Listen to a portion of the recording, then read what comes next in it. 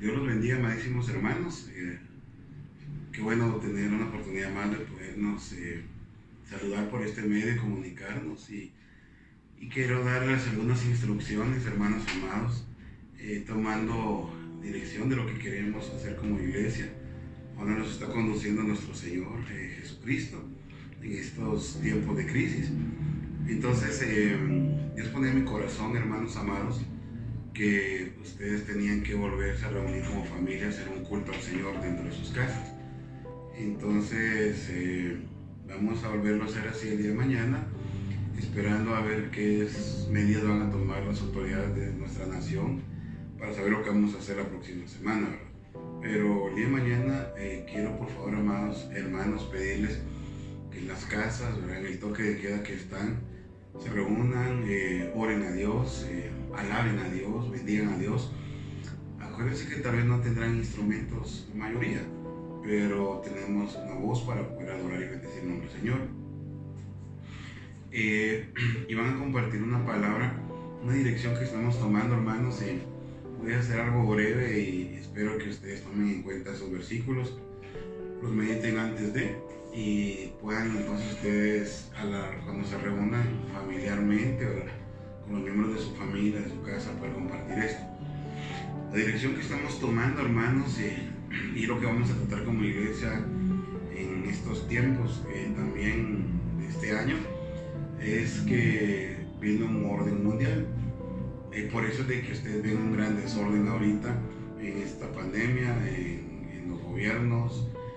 Va a haber un desorden económico muy tremendo, y vienen cosas que son parte de lo que la Biblia ha dicho que va a suceder.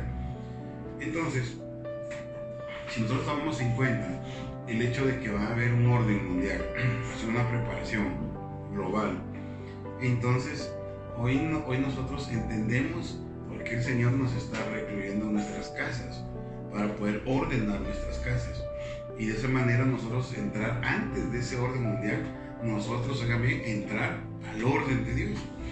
Entonces lo primero que debemos hacer para entrar a ese orden de Dios, para no ser nosotros, hermano, digamos, seducidos o de repente, hermano, manipulados, yo no sé, por el nuevo orden mundial, es importante entender qué es este orden. Cuando hablamos del rey Ezequías, que la Biblia menciona muchas veces, hermano, que ordenará su casa, hay otro personaje en la Biblia también que está en el segundo libro de Samuel, capítulo 17, versículo 23. Habla de un consejero de Absalón cuando ellos querían atrapar a David y matarlo. Entonces el consejo que él les da a Absalón era un consejo que sí podía destruir a David. Sin embargo, no fue ese que tomó Absalón. Al darse cuenta él que el consejo de él no había sido tomado en cuenta, entendía de que si David sobrevivía, entonces David lo iba a matar. Entonces, cuando él sabe eso, ese es el versículo que quiero leer, segundo libro de Samuel 17:23, lo voy a leer dos versiones. Viendo a Aitofel que no había seguido su consejo, aparejó su asno, se levantó y fue a su casa, a su ciudad, puso en orden su casa y se ahorcó. Así murió y fue sepultado en la tumba de su padre. Oiga que hay otro personaje en la Biblia que antes de morir ordenó su casa. Y eso es importante que usted entienda que lo está hablando. Si lo leemos en la versión del lenguaje actual, oiga lo que dice esta versión. Mientras tanto, como Aitofel vio que Absalón no le había hecho caso, montó en su burro y se regresó a su casa en Gilo. Al llegar, arregló sus asuntos familiares y luego se ahorcó. Entonces es importante que, por eso quiero que lo mediten, porque es ya a partir de este tiempo vamos a tener que empezar a arreglar muchos asuntos familiares, de los cuales nosotros nos hemos hecho los locos durante muchos años y no hemos hecho eco a la palabra de Dios, de no tener cabos sueltos sobre una persona en nuestro núcleo familiar, ¿no? Entendemos que lo primero es nuestro núcleo familiar, o sea, los de nuestra casa, y después entendemos que son las personas que nos rodean de nuestra casa. Entonces es importante ordenar, atender los asuntos familiares, y yo les invito, hermano, que me están viendo y oyendo, que ustedes mediten. Por eso les pido que antes mediten, ¿verdad? Vean los asuntos familiares, vean las deficiencias familiares, vean el desorden de su casa. No se trata, hermano, de dos, tres cosas. A veces el desorden viene de años, a veces la forma de conducirnos viene de años. Entonces, arreglemos eso considerando esos dos versículos. Entonces, hay otros dos versículos que quiero darles como una alianza. Cuando Dios le dice a Moisés que haga la casa de él, el tabernáculo, también dio las instrucciones precisas a Moisés de lo que él quiere, y que es interesante porque es la casa de Dios. El tabernáculo representaba la casa de Dios en la tierra, y Dios le da instrucciones de cómo debe ser el orden. Si nosotros nos vamos a regir por ese orden, así debería ser, hermano, así debería ser. Y nosotros deberíamos fijarnos qué había ahí, cómo era el orden, para poder nosotros también imitar a Dios, y de esa manera volvernos nosotros inmunes al nuevo orden mundial que va a venir, porque ese nuevo orden mundial lo que va a traer es alinear los intereses, alinear las religiones, alinear las meditaciones, alinear las economías, alinear los ejércitos a la mente de un solo hombre, y para eso la iglesia debe estar apercibida antes de él. Entonces, basándome en el hecho del tabernáculo, quiero leer estos dos versículos. En el libro de Éxodo capítulo 28, versículo número 9, Dios le está hablando de la casa de él y de cómo debían ser los sacerdotes y qué tienen que tener, ¿verdad? Entendemos de que el sacerdocio en nosotros es elemental. Nosotros somos una nación sacerdotal, y por ende, al decir sacerdote, el sacerdote, la primera tarea que tenía, hermano, antes de llegar al tabernáculo de Dios, era bendecir su propia casa. Ellos tenían una vestidura. En esas vestiduras, hermanos, tenían piedras preciosas que ellos usaban. Y hay una en específico en este versículo, y la quiero leer, y dice: y tomarás 2 piedras de ónice, y grabarás en ellas los nombres de los hijos de Israel. O sea, 12 hijos, ¿verdad? 12 tribus, 12 hijos. Pero fíjense qué interesante esto. En el versículo 10 dice: 6 de los nombres en una piedra, y los 6 nombres restantes en otra piedra, según el orden de su nacimiento. Entonces, estaba dando Dios una orden. Tienen que estar los 12 hermanos, pero empezando por el orden de nacimientos. O sea, a partir, digamos, del primero, que era Rubén, Simeón, Leví, Judá, y vamos hacia abajo, ¿verdad?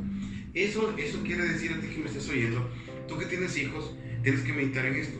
Muchas veces nosotros no tomamos en cuenta el orden de nacimiento de nuestros hijos.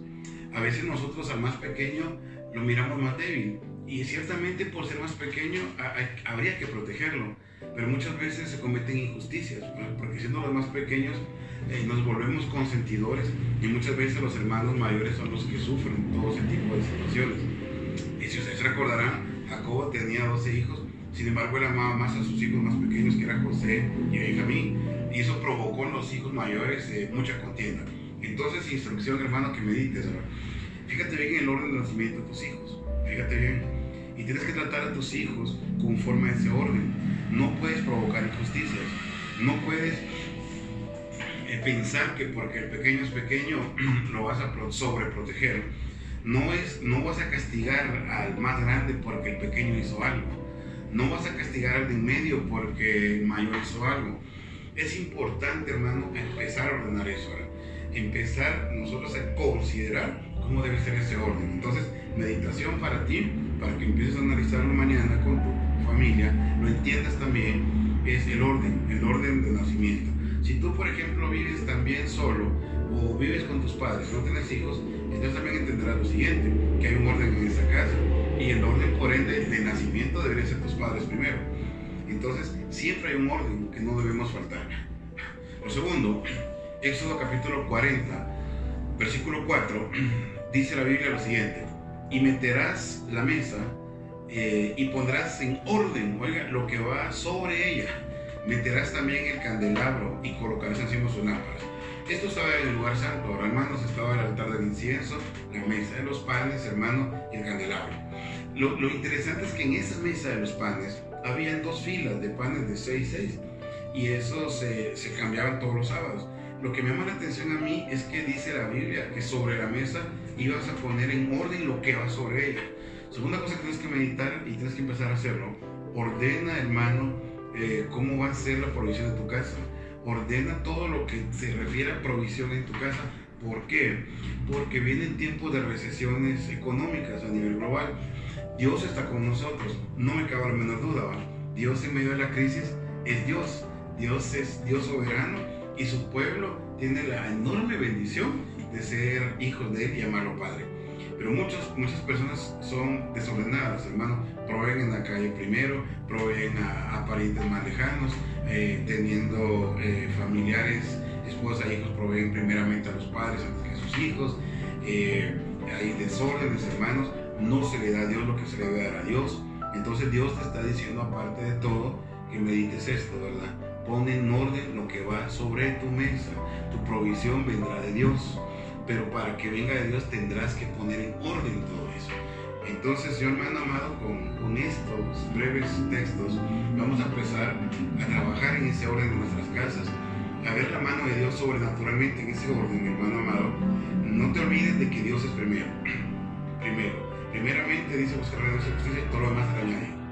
Entonces, no puedes ordenar provisión sin contar con Dios primero. Dios es primero y después vendrá todo lo que reste para que te ordenes tu casa en las provisiones. No complazcas caprichos de tus hijos, los has mal acostumbrado a tener cosas caras y tener todo lo que quieren.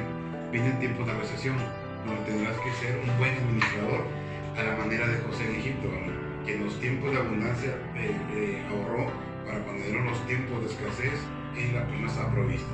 Entonces, amado hermano, vamos a trabajar sobre eso. Así que Dios te bendiga mucho. Cualquier duda me puedes escribir al WhatsApp o por la página, y espero en Dios que todo te salga muy bien. Vamos a ser llamados a eso y seguramente Dios estará con nosotros. Así que Dios te bendiga mucho, hermano, y nos miraremos primeramente Dios el día domingo a las 11 de la mañana.